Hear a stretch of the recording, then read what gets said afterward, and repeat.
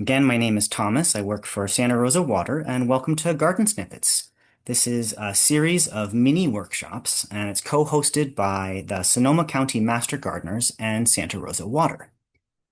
And it's telling us that we have captions and subtitles. Okay, great.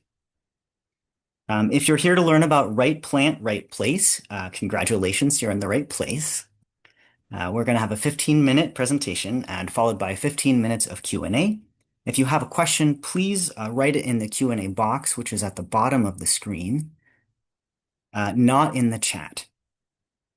And please note this is being recorded, and this will be posted on our website in the webinars section.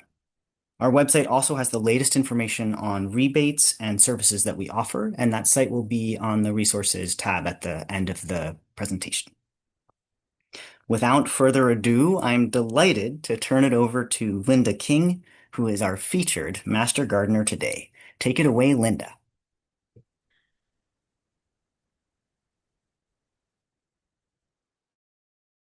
And Linda, you're muted.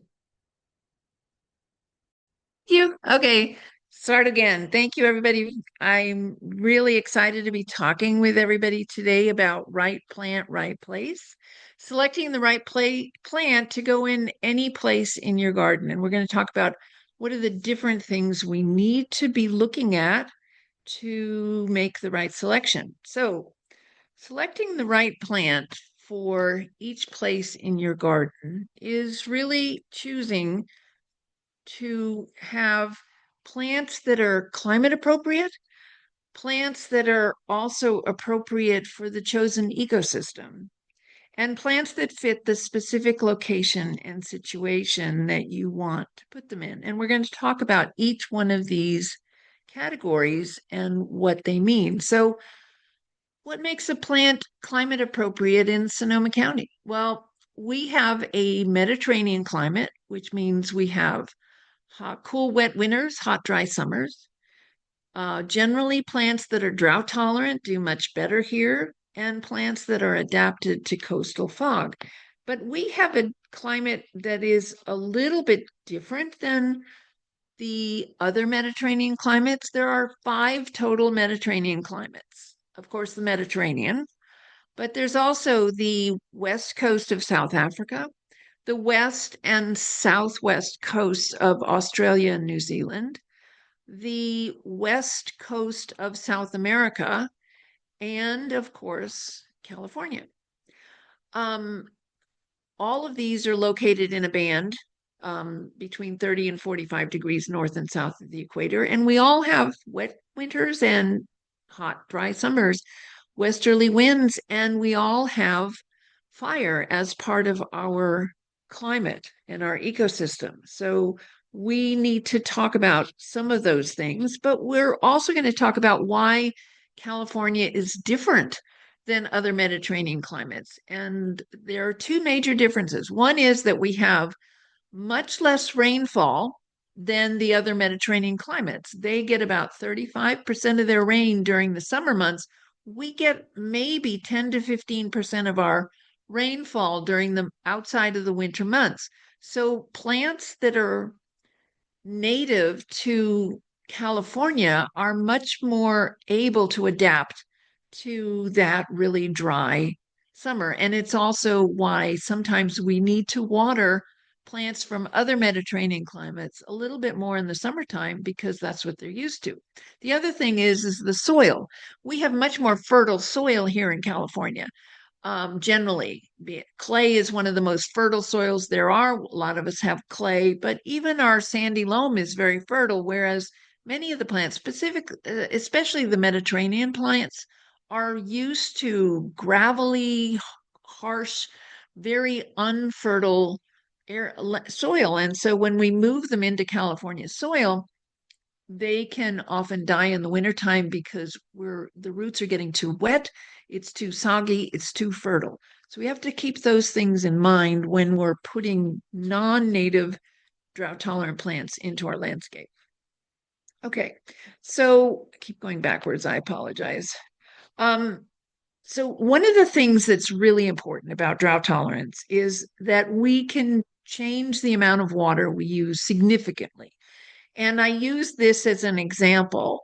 But for example, a high water use tree, like a Japanese maple, for example, needs 10 to 15 gallons per inch of trunk diameter every month. Okay. A low water use plant, such as the olive pictured here, needs the same 10 to 15 gallons per inch of trunk diameter, but only once or twice in the dry season. And what that can mean is that plants um, that that high water use tree is going to use about 1,150 to 1,200 gallons per year, whereas the low water use tree is going to use about 250 to 300 gallons per year, which is about a 75% savings in water. This can add up to a significant amount of water savings if you add up all of the trees and plants in your garden. So it's a really important consideration for us, particularly as our climate gets hotter and drier, that we put in plants that are more drought tolerant. Linda, Okay. you're at 5 minutes. Okay, perfect. Thank you. Okay, so what makes a plant climate appropriate for Sonoma County? We have several ecosystems within the county. We have the coastal areas where we have fog and salt and wind. We have redwood forests along the Russian River where we have dense shade and much more acidic soil. But most of us live with what's called oak savanna and chaparral, which is hot, dry slopes and flatlands with either heavy clay or fairly thin soil. So we can be looking at though that when we're planting, we need to put plants in that will adapt to those conditions. Okay. Now, when we're taught, then we want to talk about the plants that fit the specific location and situation, the place you want to put that plant. So, one of the important things that we want to talk about is mature size. We want to talk about light requirements, soil requirements, aesthetics, and finally, we want to talk about fire safety. Okay, so let's talk about mature size. Okay, this is a very exaggerated view of what happens when you put the wrong plant in the wrong place. But wherever you go, nurseries, um, books about plants will always indicate the mature size.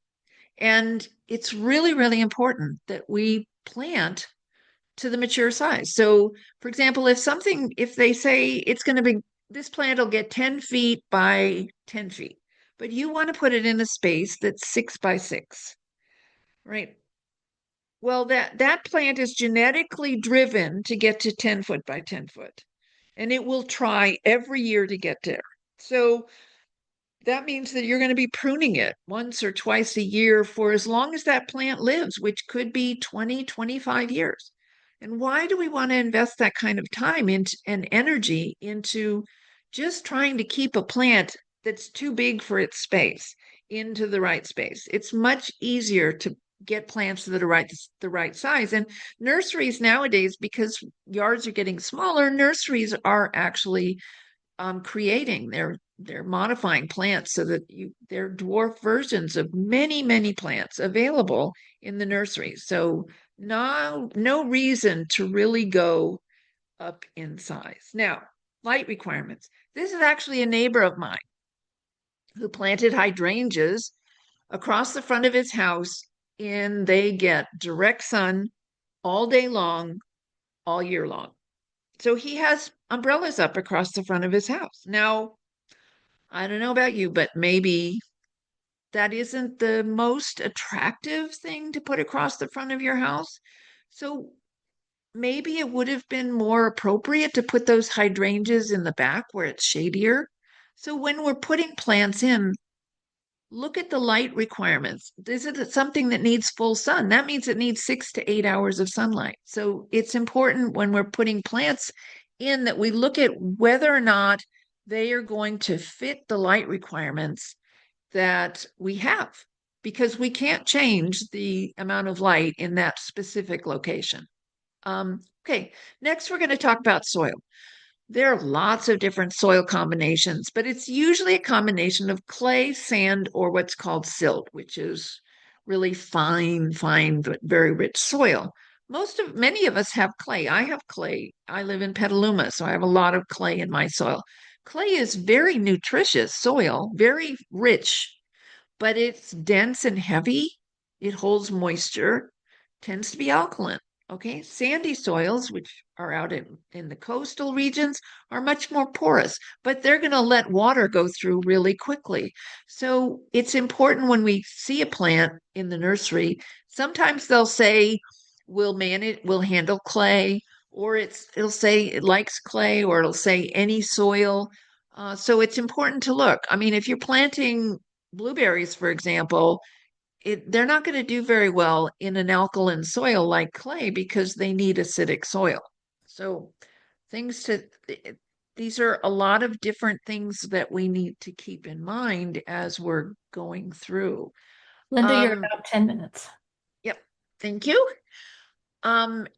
Okay, and then we want to talk about the aesthetic elements to consider. Okay, what shape plant do I want? Do I want a round plant? Do I want something that's tall and skinny? Would I like something that's kind of weeping and to fit into that location? There are so many different shaped plants that we can put in that will improve the look of our garden. What kind of leaf color and texture do I want? There are so many different colors of leaves, but there are leaves that are in the gray family. There are leaves that are in the yellow family. There are burgundy leaved plants that really add a tremendous pop of color in your garden. And then there are variegated leaves, which work beautifully in shady locations to sort of bring up that interest in that color. There are different leaf textures. I mean, there's hairy leaves, there's soft ones, there's waxy, there's toothed. Do I want something that says don't touch me, or do I want something that makes me feel like I should walk up and pet the leaves on that plant? The feeling you give based on the textures of the leaves that you have can be very important. Bark color and the stem color can really add a lot to the garden, particularly deciduous plants that drop their leaves in the wintertime. Crepe myrtle is a perfect example. Beautiful tree, but it also has a gorgeous trunk that's mottled in grays and tans, so that through the winter it still has a great deal of interest. And then if I'm putting flowers in the garden, do I want contrasting colors? Do I want complementary colors? So for example, do I want yellows and oranges and reds and purples? Or do I want to put an all white garden in, or all pinks and purples? So what's the feeling that you want to give on your flowers? And then bloom time. Do I want everything to bloom at once? So it's this massive bloom in the summer and then it's pretty quiet the rest of the year? Or do I want to put in succession blooms? So things that bloom all the way through the year, which is especially important if you're going to try and support pollinators and birds. So again, I know it's a lot to take in, but all of these things thinking about these things before you put plants in can really make a difference when you're putting your garden together. And then lastly, of course, we want to talk about basic fire smart principles. Okay. The zone around your house, the zero zone, which is 0 to 5 feet around your house, should have no organic materials in it. And particularly if you're in a WUI area or an area where fire could be a problem, this is something you should really be considering, especially if you're redoing planting around your house. There's no reason to put plants right up against the house. In fact, I took my foundation planting away from the front of the house, and I put a 5 foot barrier of rock in instead of it, and then I just moved the shrubs 5 feet away from the house. And nobody can tell from the street that those plants aren't up against the house. And yet I feel safer because I feel I have this barrier of inorganic material between in that 5 foot zone. Also, we want to create islands of plants. So put pathways in your garden. A lot of us plant and then we think, oh, how am I going to get to that shrub in the middle? So make sure you have pathways through your garden Mhm. so you can enjoy it more. And then, of And course, have clean up your garden. just a few more Pardon? seconds left. Okay, clean up your garden whenever make sure you don't have dead material in your plants. And then the last thing I want to do is I want to promote a program for master gardeners called Garden Sense. It is a program where master gardeners will come to your house and talk with you about the plants that you need for your specific garden. So they'll be aware of the ecosystems and the climate in your garden and can help you choose plants that might work for your garden. And so I can't promote it any more highly. I really recommend you go into the Master Gardener website and check out the Garden Sense program. And I'm going to close this with a quote from Saxon Halt, which says, "The art and science of gardening is discovering which plants play well together in our own gardens with our own qualifiers." And I like the word play because we want to enjoy gardening. And if we make mistakes, so what? Just we can change the plants out and put in something else. Enjoy what you're doing when you're putting together the plants in your garden and putting the right plant in the right place. Thank you very much. And I'll turn this over to Thomas. Thank you so much, Linda. And we're seeing on the screen now for more information, we have the Santa Rosa Water website, srcity.org/watersmart. And if you go to the webinars section, you'll be able to look at this recording and other recordings, and the Sonoma County Master Gardener site, which has a lot of other resources. And Mimi is actually going to hop on and help moderate the question and answers. If you have any questions, please make sure to put them in the Q&A box. Thank you. Thank you so much, Linda. Wonderful. Thank you, Thomas. And thank you, Linda, for a great presentation. Everybody, my name is Mimi Enright, and I'm the program coordinator for the Master Gardener program here in Sonoma County. And I'm going to be moderating the questions for Linda to answer. So Linda, we've got a couple of great questions in the Q&A. The first one is from Naomi, who's asking about when plant information says it needs 6 to 8 hours of sun per day. What time of year does that refer to? I have plants that get too much shade, so can I consider the amount of sun that they get once the leaves fall? Hi, Naomi. Thank you for the question. That is summer sunlight. Especially for deciduous plants, when they've dropped their leaves, they've pretty much gone to sleep. And so it doesn't matter how much sunlight they're getting in the wintertime. But summer sun is what they're talking about, 6 to 8 hours of summer sun. Wonderful. Hope that Thank you. helps. Our next question is for what kind of books or websites we can look for more information about how to choose the right plants in the right place and to take good care of them. Well, the two up right on your screen right now are really good choices to start with. I would also recommend, particularly if you're interested in native plants, the Cowscape website. In fact, I have some of that information, I think, on the previous screen. So I will go there and, oops, let's see. There And we I'll go. put the link to that website in yeah. the chat as well.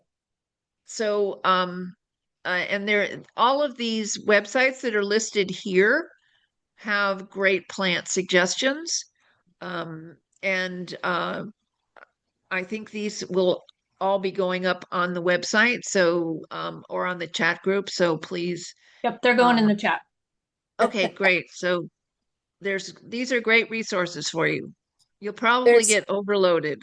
Yeah, there's a wealth of resources available, which is amazing. Sunset Western Garden Book has long been considered, I think, kind of the Bible of West Coast gardening. So that's always a really great resource, but there's so many websites available as Linda referenced. And there's a lot of really amazing California native plant books and resources available now as well. And also if you walk around and see something in your neighbor's garden that you like, there's some great apps that you can have on your phone. You can just take a picture of the plant and the app will identify it for you. So that's always a great thing too, because it's hard not seeing a plant, and pictures don't usually give us a great look of it at what it's going to look like. So Linda, our next question is from Brad, who says he's glad you mentioned olive trees. He has several 2-year-old olive trees on drip irrigation. And he's asking, what is the recommended frequency and quantity of watering? So do you have some tips for Brad on how to determine how much water his olive trees need? Okay, well, I will refer you back to that slide. Most trees take 10 to 15 gallons per inch of diameter of trunk. And that the only difference is how often you do that. And the reason is that they need to be deeply watered every so often rather than getting a few, like 15 minutes of drip irrigation. Trees don't really like that because they need the water to get down to the roots. So I would 10 to 15 minutes. And olive trees, because they're a very low water use plant, can go with 1 or 2 waterings through the summer season and just do, 10 or 15 gallons per inch of diameter once or twice through the summer. And do it at the drip line, okay, where the leaves are, the furthest leaves out on the tree. Don't do it near the trunk. And that needs to expand out. You need to expand out with more rings of irrigation as the tree gets more mature. So Linda, an attendee is asking, what tools can you recommend to help with planning where you can map out bloom times and colors of flowers? Oh, That's a goodness. tough question. It really is. I mean, Cowscape has a great one on natives. They help you with that. As far as non-native, just general, it's one of the reasons why I'm recommending Garden Sense, to be honest, because you can get some people who know plants who can make some suggestions for you if you identify what you want. And because there's so many plants to use that you can go crazy. Okay. I know I'm not answering that question very It's a tough well, but question. there really aren't a lot of resources online that are simple to use. Yeah. Um, A lot of people do spreadsheets to track what the bloom color is, what time frame it'll bloom in. It can be pretty complex if you want to dive in that deep. yeah. Linda, another person asks, what is zone 9? I see it sometimes when looking at plants in a nursery. Yes, USDA has created zones for around the country. Zone 9 is actually where we live, which is so a lot of nurseries will say this is good for zone 9. Um, and that's basically all of Northern California. It's a pretty broad number, so you have to sort of play it by ear. If you live within the western side of Sonoma County, you can get by with plants that can do with a little more cool weather. The further inland you go, the hotter it will be. And so plants that say good for coast or anything that says good for marine work or good on the coast or has maritime or maritima in the name, you probably will need to plant in the shade if you're any further well eat well if you're on the Sonoma side of the county rather than the coastal side. I hope that makes sense. We have another question. My yard has full sun from sunrise to sunset in the summer. I've planted plants which say they need full sun and low water, but they have wilted and died. What am I doing wrong? Oh goodness, I don't know. It's hard to say. Um, a lot of now, if you're newly planting, you have to water plants a lot. Even if they're drought tolerant plants, it takes about 2 years to get a plant to be fully drought tolerant because they need to establish deep roots before they can do that. So if you're just planting and it's a hot location, you're going to need to water almost every day for the first summer, and then you can start weaning them off into maybe every twice a week in the second summer, and then you can probably wean them off further depending on the location. But your soil also can have something to do with it. If you've got sandy, light soil, the water will go through there much faster, so you're going to have to water more often. There are a lot of different things that could affect it, but I don't know if either of those help you with your plants. And then Thomas, I have a question for you from an attendee. Will copies of the slides be available to us? If you email watersmart@srcity.org, that's watersmart@srcity.org, we can try to get you a PDF copy of the slides. And I know we have just another minute left for the session. Linda, I'm going to wrap up with one last question from Emily. She asks, what about light requirements for plants that bloom in the winter? Emily, that depends on the plant. So again, if it's a plant that needs full sun, it will need full sun in the wintertime, or at least most of the day. And then if it's a shade plant, it will need shade whether it's summer or winter. Plants will bloom if they're a shade plant and they are expected to bloom, they will bloom any time of the year, whatever time of the year they're supposed to.